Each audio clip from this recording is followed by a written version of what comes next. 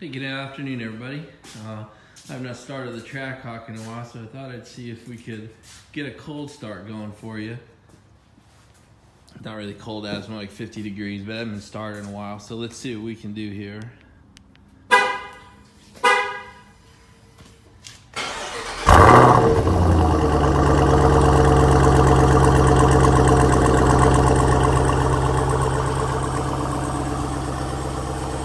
Still sounds pretty good. All right, everybody. That's the sun. We haven't seen too much of that here in DC, Maryland lately. Here's the Hellcat. Hellcat has not been started in a couple weeks.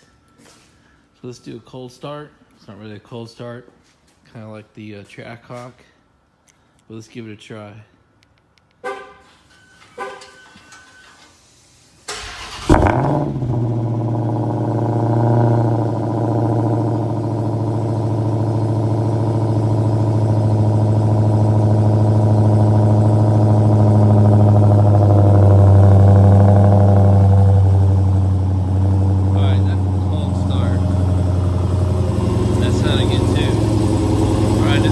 Out of the way. I'm gonna bring the Jeep down for my son, let him drive the Jeep for a couple weeks.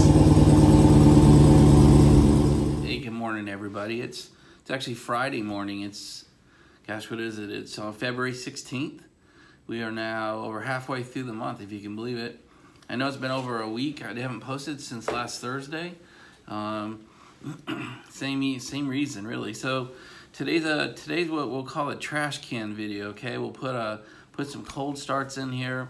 We'll talk a little bit about Motorama. We'll give some car updates, and then we'll answer one question on the business side of the world that a couple people have asked lately.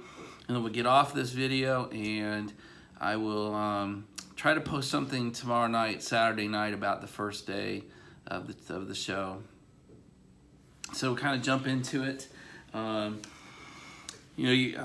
What's going to follow here are two of my cold starts. I've got, or actually I'll probably put them in front of this, make those the intros. But you'll see, we actually had some sunshine a couple days ago, so I jumped into the garage and got a couple cold starts done. So you'll hear the TrackHawk and you'll hear the Hellcat back to back. So you kind of get to compare the difference. I was a little surprised at how much different the Hellcat sounds. They're both completely stock. I've done nothing to any part of either car mechanically. Everything's been cosmetic at best. So it's really kind of an interesting comparison. And then talk about Motorama. Motorama starts tomorrow. I will be heading up. The TrackHawk is 100% complete. The Camaro is 100% complete. The show placards or show signs are 100% complete. So we are really ready for the show. I head up early in the morning tomorrow and be part of Shane's booth. So if you can, if you're anywhere near it, please come by. It's essentially a 9 to 5. It's 9 a.m. to 10 p.m. on Saturday and 9 p.m. to about 3:30, officially till 5 on Sunday. So if you can get there, please do. The weather's starting to look a little iffy. We'll see how that goes. I believe the show is nearly sold out. I mean, I think they're expecting upwards of 50,000 people is what I've heard. I don't know if that's true. This is my first time up there, but it's exciting. It is my first car show. I mean, I've obviously bought tickets and gone to them before, but I've never been on the other side showing cars. So if this goes well, if there's real interest, maybe with DHR Street Speed will come into the merchandise world, and we'll put up some sweatshirts and some t-shirts, some hats. We'll figure all that out. And I think we'll also start doing some shows. If it generates a new user community, a new set of subscribers to our channel, maybe we'll spend the dead months going to car shows. We'll see, and maybe we'll work our way up to the major shows. It'd be kind of fun to do that. I just don't know. I'm talking completely out of my ass, but it would be kind of fun. I also noticed my glasses are blue. My glasses aren't blue. My glasses reflect the blue screens that I have you stuck to right now.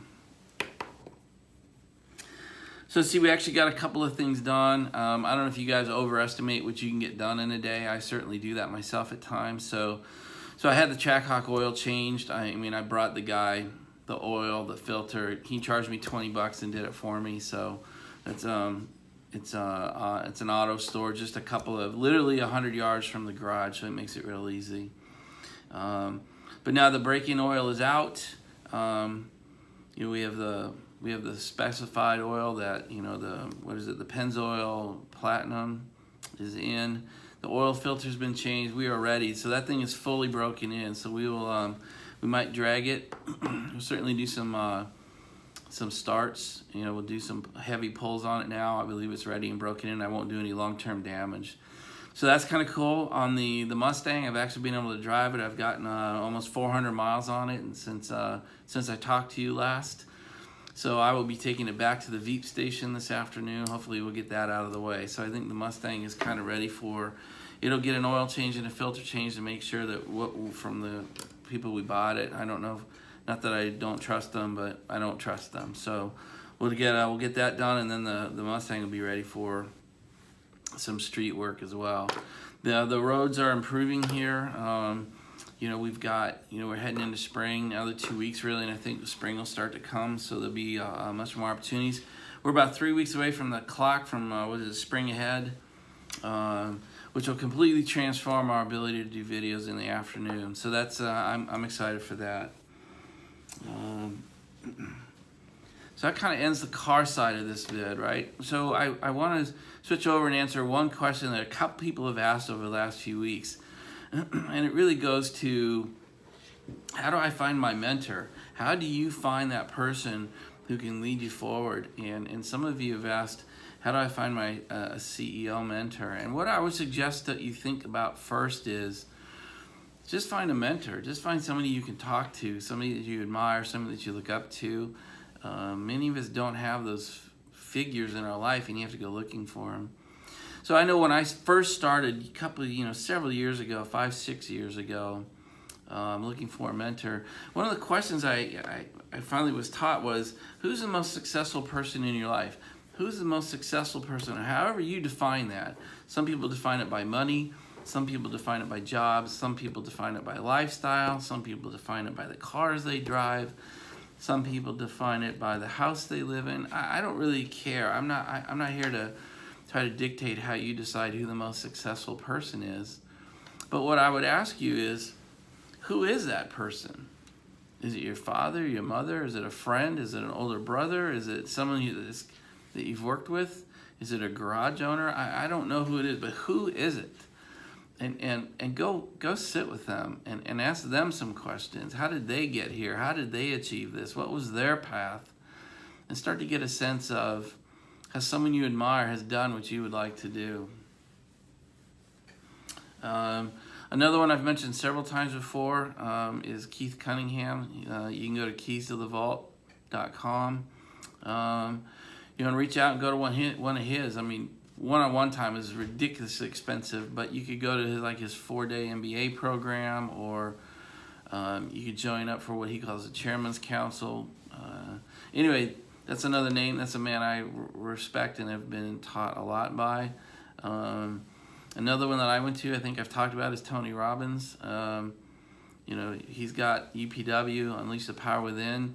It's a totally different way to track things. It's a totally different way to think of life. It's you'll almost feel like you're in a cult movement, but it definitely breaks your chains and gives you a different perspective. So those are the 3 tracks I would have you evaluate. Who's the most successful person? Go talk to him. Think about engaging with Keith's group, or go see Tony Robbins' UPW and see if that touches anything. That's really it. I mean, there are other groups. There's Chamber of Commerce, and there are like CEO Club of America or CEO Club of a city near you. I've not had as much success with those. I've tried both. What I find is they're typically attended by panicked or broken people who don't really know how to improve their own situation. So it's a whole bunch of people getting together, and it can turn into kind of a bitch fest, or a woe is me fest. So just be a little bit careful of that. But that's really all I've got. So guys, have a great Friday. Remember, you're over halfway through the month, so if you set some goals for the year, you set some goals for the month, just take stock in where you are on them. You have about, 14, not even that, you have 13, 12 days to go. until we're going to ask that question, how did February go? Did you waste February? So now's a great day. We're headed into a 3-day weekend for most people. Take stock of yourself, take stock of your behaviors, take stock of your choices and of your progress, and how are you doing? And you've got almost 2 weeks. If it's still, you need a little course correction, 12 days to go is enough time to fix and get back on course or get on course. So that's really all I've got. As always, thank you for being here. Thank you for subscribing. Thank you for being part of the family. And the best thing you can do for this channel, the best thing you can do for me is reach back, ask questions, punch back, ask, make statements, question me, drive the future content. You know, I almost always end these videos like that, and I really mean it. That's really it. I'll post something tomorrow night on first day of Motorama, and then probably won't Sunday night because that's a travel back. But Monday night we should put up another one that is car related as well. My intent is to have the Viper back in our garage Sunday night, and my intent is to have the 1LE in our garage Monday night. So hopefully I can do a garage video, and everybody will be in the garage for the first time in the history of DHR Street Speed. Guys, that's it. Have a great Friday, and I will talk to you later. Bye.